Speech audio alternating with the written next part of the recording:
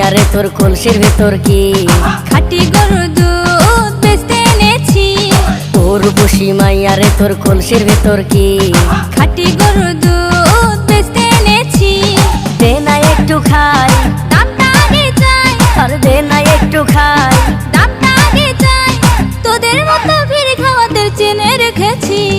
ও রূপসী মাইয়া রে তোর কলসির ভেতর কি খাঁটি গরুর দুধ বেচতে এনেছি। ও রূপসী মাইয়া রে তোর কলসির ভেতর কি খাঁটি গরুর দুধ বেচতে এনেছি।